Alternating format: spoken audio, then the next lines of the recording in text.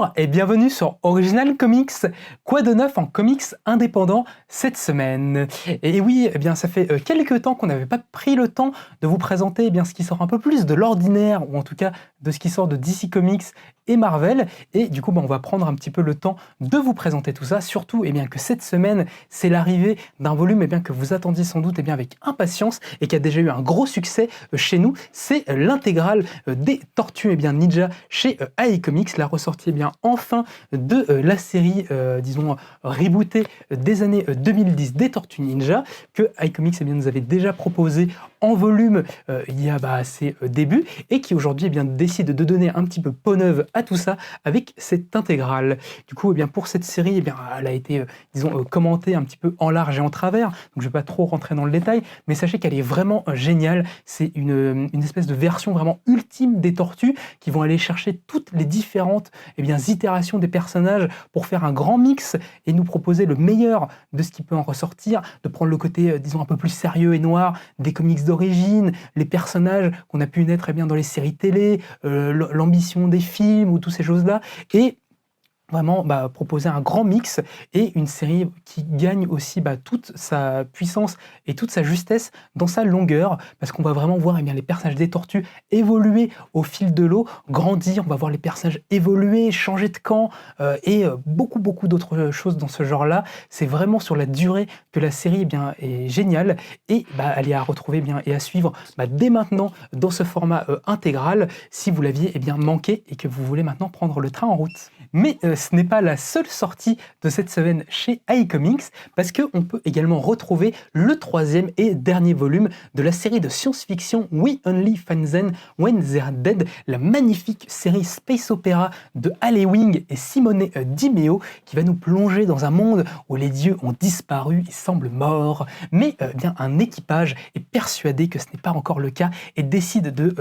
briser les frontières pour pouvoir aller au-delà de l'espace et chercher peut-être des êtres divins qui ne sont pas morts, et comme le titre l'indique, peut-être les trouver. Une série très ambitieuse, vraiment du très bon space opéra digne des grands du genre, qui va nous parler à la fois de foi, d'immortalité, de famille et tout ce genre de trucs là. C'est magnifique, c'est en 3 tomes, donc c'est une petite série mais qui est passionnante à suivre. Simone Di Meo au dessin nous propose des planches sublimes qui mettent bien en valeur l'espace avec des courses-poursuites et des moments d'anthologie, avec le scénariste Halle Wing, qui a été plus connu récemment pour son travail chez Marvel, notamment sur le chef-d'œuvre Immortal Hulk, et qui continue à creuser ses marottes avec cette série. Donc jetez-vous dessus maintenant qu'elle est terminée, parce que vous risquez d'embarquer dans un voyage qui ne vous laissera pas indifférent. On passe ensuite du côté de chez Delcourt, avec la sortie très attendue du 3e et dernier volume pour l'instant de la série Criminal de Ed Brubaker et Sean Phillips. La série est culte des 2 auteurs, qui nous plonge dans un univers de mafieux et de polars, où vont se croiser bandits, flics ripoux, détectives privés et autres, dans cet univers de nouvelles qui va tenter de renouveler un petit peu le genre, ou en tout cas qui va nous montrer le genre d'un autre biais. Et c'est fantastique, hein. Ed Brubaker, c'est sans doute l'un des plus grands auteurs de polar et auteur de bande dessinée américaine qu'on ait pu voir ces dernières décennies, qui nous propose toujours des trucs hyper intéressants. Et dans ce 3e volume, toujours adjoint par son copain Sean Phillips, ils vont avoir des petits ajouts. En fait, la série Criminal date des années 2000, et ils sont revenus à cet univers assez récemment avec des graphic novels qui étaient déjà sortis en fait en one shot chez Delcourt, et qui ressortent du coup maintenant en compilé dans ce 3e volume. Donc c'est un 3e volume un petit peu entre guillemets de bonus, de supplément, mais qui n'est vraiment pas à rater, parce qu'il y a des trucs magnifiques, notamment le graphic novel Mes héros ont toujours été des junkies, qui s'intéresse à la cavale d'une jeune femme mis un petit peu au banc à cause de ses relations un petit peu mafieuses. Et aussi on va découvrir la triste vie, ou en tout cas la triste fin d'un auteur de comic books, qui va devoir se retrouver à célébrer sa longue carrière dans une Comic-Con à laquelle il n'a pas du tout envie d'arriver, et ça va permettre à Ed Brubaker de nous montrer un peu les coulisses de la bande dessinée américaine d'une façon assez intéressante intéressante, parfois un peu cynique, mais qui montre le revers un petit peu de cette industrie. Donc voilà, Criminal, toujours une valeur sûre chez Delcourt. On continue ensuite dans l'horreur, cette fois-ci avec la sortie de La Nuit de la Goule, la dernière création de Scott Snyder et de son ami Francesco Francavilla. Avec cette Nuit de la Goule, on va partir un peu plus dans l'univers des séries B horrifiques des années 40-50 avec un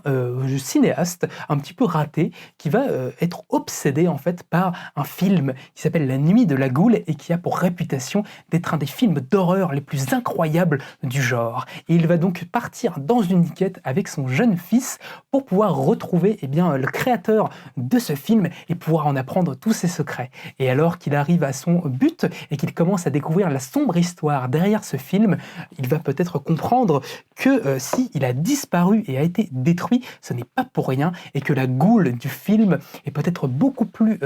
près de lui qu'il n'aurait pu le penser, qu'elle est peut-être beaucoup plus réelle et que c'est des gens qui ont décidé d'exterminer ce film pour pouvoir cacher les sombres secrets qui déroulent derrière ce monstre. Et on va du coup retrouver le duo Scott Snyder et Francesco Francavilla qui avaient déjà travaillé ensemble sur Batman, notamment sur la série Sombre Reflet, plongé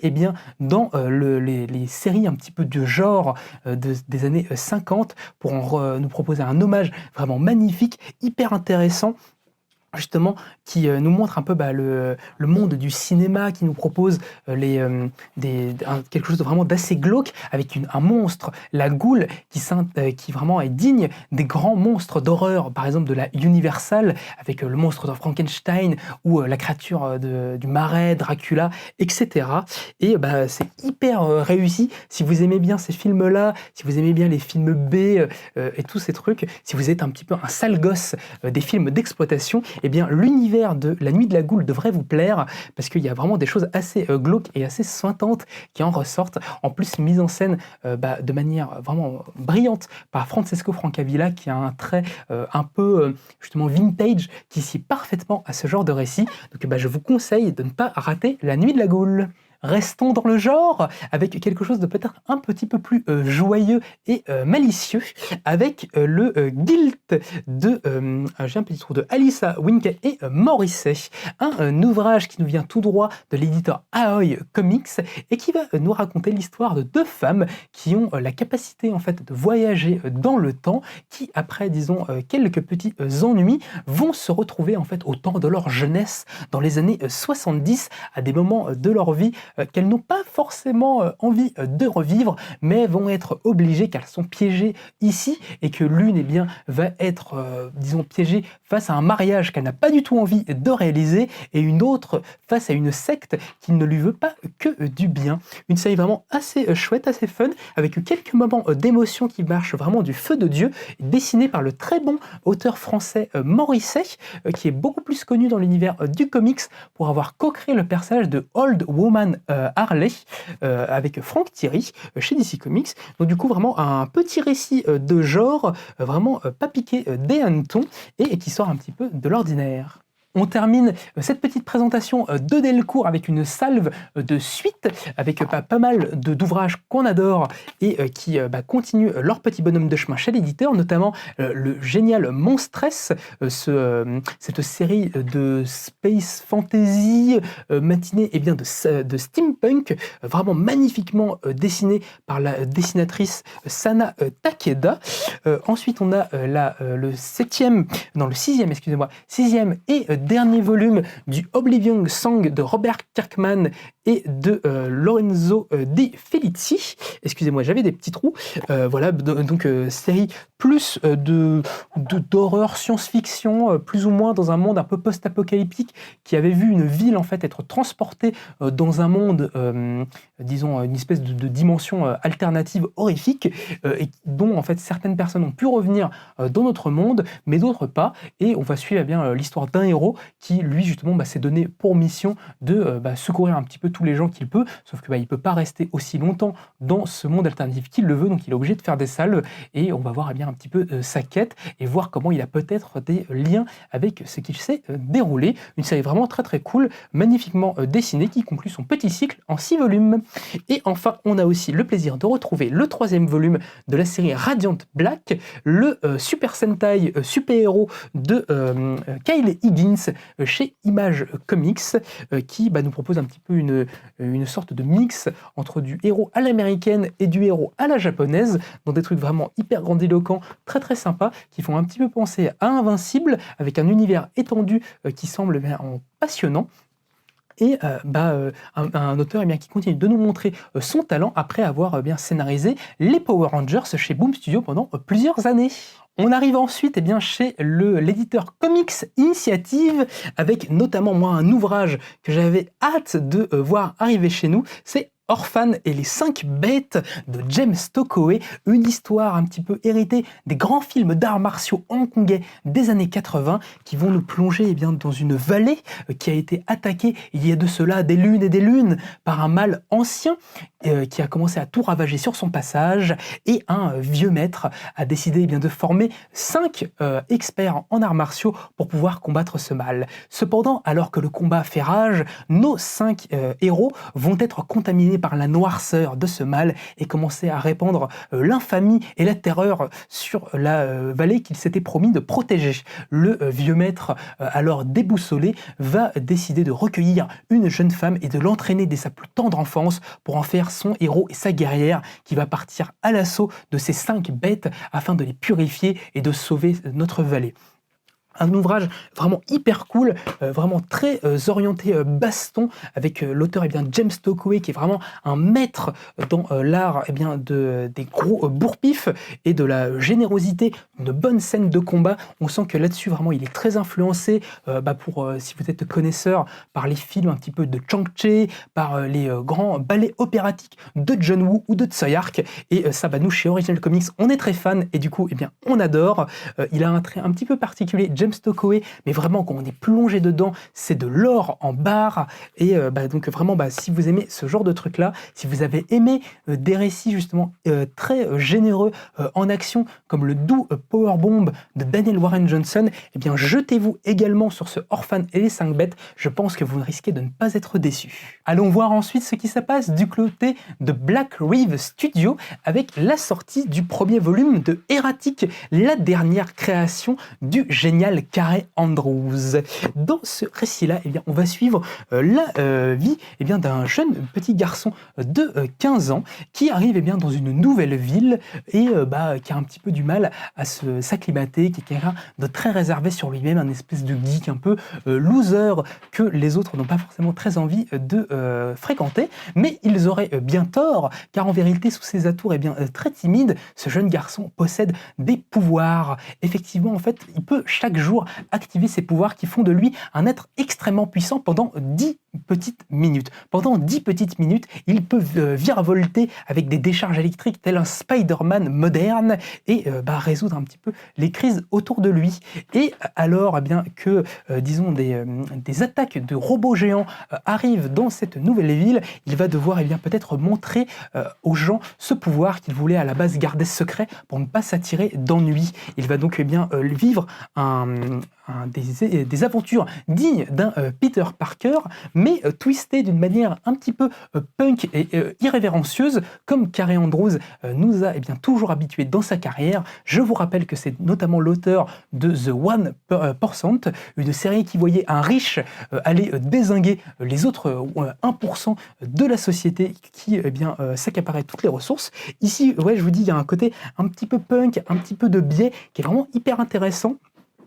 Dans les dialogues, on sent quand même que c'est un auteur assez âgé qui écrit des jeunes d'aujourd'hui, mais ça fait un petit peu partie du charme, et surtout on voit que Carey Andrews prend beaucoup de plaisir à créer son propre Spider-Man. Donc si vous aimez un petit peu le genre et que vous vouliez vous lire du Spider-Man, disons un peu plus pince, sans rire, et un petit peu plus piquant, je vous conseille beaucoup Erratic, parce que c'est vraiment génial, et en plus l'auteur a un trait justement à mi-chemin entre du comics et du manga, très influencé par Frank Miller, qui, et moi, n'est pas pour me déplaire, et qui je trouve vraiment magnifiquement réalisés. En parlant de Frank Miller, il est peut-être temps de vous parler de The Big Guy et Rusty the Boy Robot qui ressort ces jours-ci chez l'éditeur Futuropolis, une des œuvres un petit peu alors pas vraiment de jeunesse, mais disons d'affirmation de Frank Miller avec l'auteur Geoff Darrow. Tous deux avaient déjà réalisé le génialissime ouvrage Hard Boiled, et dans ce Big Guy and Rusty the Boy Robot, on va voir Frank Miller rendre hommage un petit peu à ses maîtres à penser, notamment les auteurs japonais qu'il affectionne particulièrement, notamment Osamu Tezuka, en nous proposant de la grosse baston entre robots et gros monstres, avec le trait précis et gargantuesque de Geoff Darrow. Donc vraiment une récit qui, à la manière du Pacific Rim de Guillermo del Toro, souhaite faire la jonction entre l'Orient et l'Occident dans un bon gros délire que je vous encourage beaucoup à aller zioter si vous aimez le travail de Frank Miller et que vous connaissez un petit peu moins sa période, disons, en tout cas son côté un peu plus japonais dans son œuvre. Et si vous n'avez jamais eu le plaisir de voir du Geoff Darrow, vraiment, allez-y. Geoff Darrow, c'est l'un des storyboarders et designers de Matrix,